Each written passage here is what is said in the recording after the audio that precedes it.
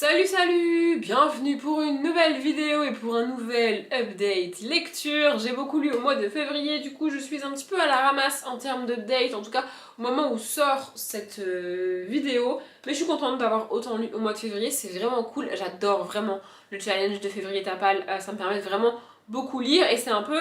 En fait c'est le but du challenge d'avoir un mois dans l'année où tu te consacres vraiment à la lecture et j'adore, vraiment. Bref, du coup, j'ai beaucoup lu et donc j'ai beaucoup de livres à vous présenter. Et dans cet update, j'ai un peu rassemblé les sagas. Normalement, je vous présente vraiment les livres dans l'ordre dans lequel je les ai lus, pardon.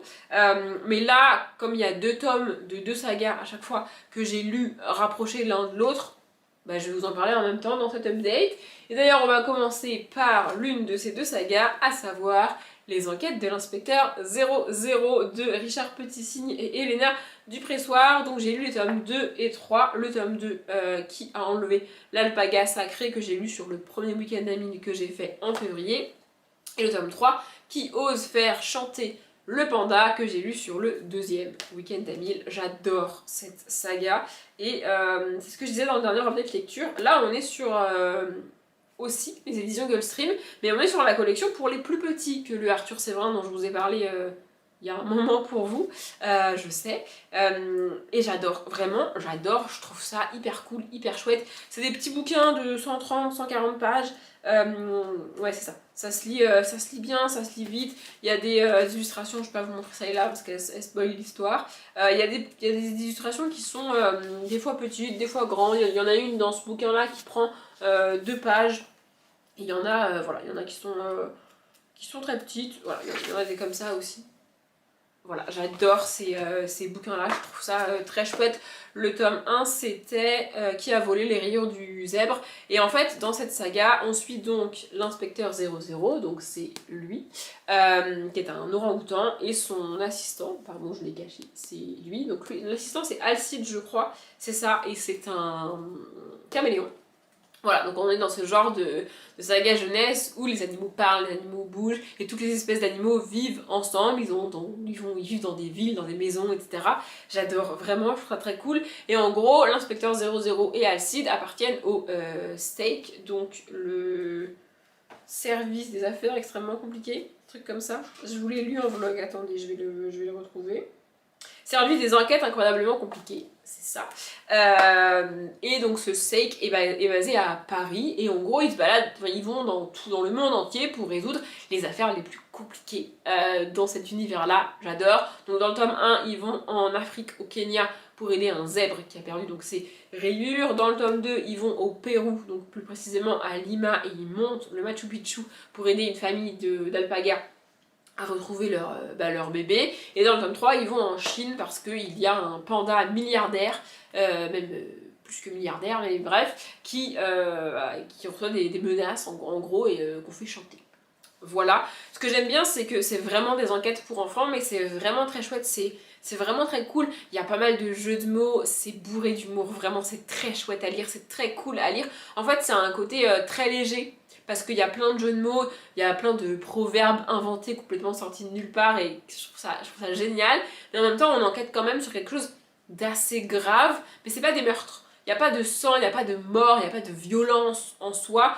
La plus violente des trois ici, c'est l'enlèvement du petit alpaga, mais au cours de l'enlèvement, le petit n'est jamais vraiment en danger non plus, vous voyez ce que je veux dire? C'est vraiment hyper chouette pour les enfants, et le final fait vraiment penser à du Hercule Poirot, je l'ai déjà dit, mais en fait, donc du coup tu suis l'enquêteur pendant son enquête, donc sur place.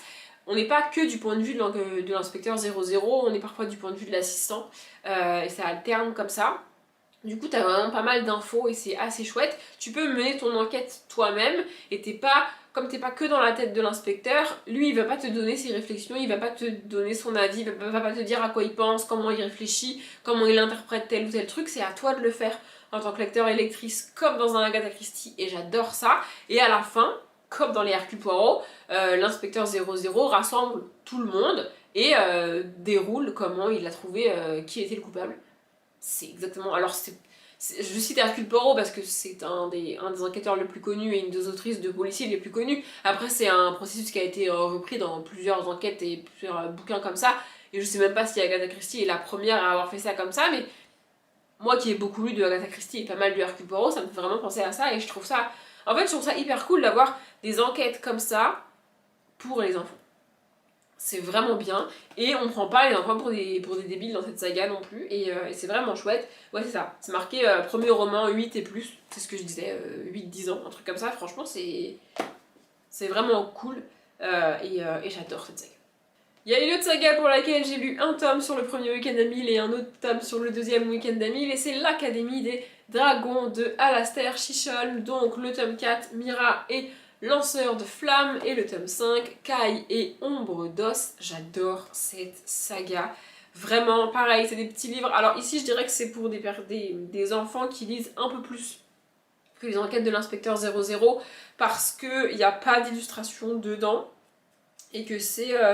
En fait, ça fait à peu près le même nombre de pages, mais c'est pas illustré. Donc il y a plus de texte à lire, et c'est un peu moins enfantin, on va dire, mais j'adore cette saga. Vraiment, en gros, on est dans un univers où les dragons sont considérés comme méchants. Il y a des dizaines et des dizaines d'années, les hommes et les dragons vivaient tous en cohésion, en amour, etc. Tout allait bien, jusqu'au jour où il y a eu une guerre entre les hommes et les dragons. Les hommes ont gagné, les dragons sont repartis dans leur monde, et depuis, on apprend aux gens que les dragons sont méchants et qu'il faut en avoir peur. Sauf que nous, on va suivre un petit groupe d'enfants qui sont des dragonniers. Voilà, et donc qui sont liés à un dragon, et à qui on va apprendre que, bah, en fait, les dragons sont pas forcément méchants. Et c'est un peu comme dans tout, tu vois, chez les hommes, il y a des gentils et des méchants, et chez les dragons, il y a des gentils et des méchants, comme partout, tu vois, c'est pas les hommes sont gentils, les dragons sont méchants. Et donc on suit ce petit groupe d'enfants qui découvrent leur dragon, leur pouvoir, comment ça se passe, etc., etc. Et dans chaque tome, donc on a un héros ou une héroïne différente avec son dragon. Et j'adore cette saga. Je l'ai dit en vlog, j'ai un peu moins aimé le tome 5, parce qu'en fait ce qui se passe c'est que oui, on a un héros et une héroïne différente dans chaque tome, mais on a quand même un fond d'histoire un peu pareil qui a été déclenché à la fin du tome 1. En fait, à la fin du tome 1, il se passe un événement sur lequel on revient un tout petit peu dans chaque tome. Et donc en fait, cette histoire liée à cet événement n'avance pas beaucoup au fil des tomes. Et moi, au cours du tome 3, bah, j'avais deviné qu'est-ce que c'était que ce truc, à quoi c'était lié, et qu'est-ce qu'il y avait derrière, en gros. Et cette révélation-là, on l'a qu'à la fin du tome 5. Donc c'est censé être une révélation de ouf, en mode ah là là, tu l'avais pas vu venir, et bim, c'est ça en fait le truc. Sauf que bah, moi je l'avais deviné. Alors, c'est pas grave si je l'ai deviné, parce que je suis une adulte, parce que j'ai maintenant 30 ans, et que j'ai quand même beaucoup lu, qui plus est de la jeunesse, donc que je devine une révélation de ouf avant qu'elle arrive. C'est pas dramatique en soi, enfin je veux dire, je peux pas reprocher à une saga jeunesse ça, c'est comme ça, c'est tout, tu vois. Mais mettre autant de temps entre le moment où moi je l'ai deviné et le moment où ça arrive, ça fait quand même beaucoup, et c'est dommage. Et du coup ce tome 5 est un peu moins ouf, mais bref. Rapidement, ici dans le tome 4, on suit donc Mira, qui est une jeune fille qui adore tout ce qui est mécanisme, rouage, clés, etc., etc. Elle adore faire des trucs manuels comme ça, les horloges et les moulins. Au début, ils vont visiter un moulin et elle est passionnée par tout ça, et c'est vraiment chouette. Sauf que le problème, c'est qu'elle est tellement passionnée qu'elle va tout casser sans faire exprès. Et ça fout un peu beaucoup le bazar dans cette histoire, et ça met en danger tout le monde et toute l'académie, juste parce qu'elle a fait une erreur en fait. C'est catastrophique, vraiment. Et donc ensuite, après, c'est une question de solidarité, où au début tout le monde la déteste parce qu'elle a fait de la merde, en gros, et puis tout le monde va l'aider parce que bah, il faut bien réparer ce qui s'est passé, et que ce serait bien si on pouvait l'aider, tu vois. Voilà, j'ai bien aimé ce tome là, vraiment, c'était très très chouette. Et ici, on est sur Caille, qui est un garçon très gentil, peut-être même trop gentil. Voilà, il est toujours gentil, il fait toujours passer les autres avant, il excuse tout le monde, c'est jamais grave, il n'y a jamais de problème, tout va bien, tout va bien. Et un jour, on sait pas trop pourquoi, son comportement va changer, littéralement du jour au lendemain. Et donc ses petits camarades vont commencer à se poser des questions. Pourquoi il est plus pareil en fait, qu'est-ce qui s'est passé? Jusqu'à ce qu'ils comprennent ce qui se passe et qu'ils l'aident lui aussi. Et en parallèle de ces deux histoires-là, donc du coup la trame de fond avance. Et comme je l'ai dit en vlog, c'est pas très grave si tu les lis pas dans l'ordre, mais tu comprendras pas l'histoire. En fait, tu comprends l'histoire de chaque tome indépendamment si tu les lis pas dans l'ordre. mais tu comprends pas la trame de fond si tu le lis pas dans l'ordre. Genre si tu commences par le tome 5, par le tome 4, tu vas pas comprendre, tu vois, enfin, tu vas comprendre le tome, Mira et son histoire de dragon, etc. Mais tu vas pas comprendre l'histoire de fond qui est mis en place, et je trouve que ce serait dommage parce que c'est quand même assez chouette. Après, j'adore le dragon, donc je suis pas très objective, mais j'adore cette saga.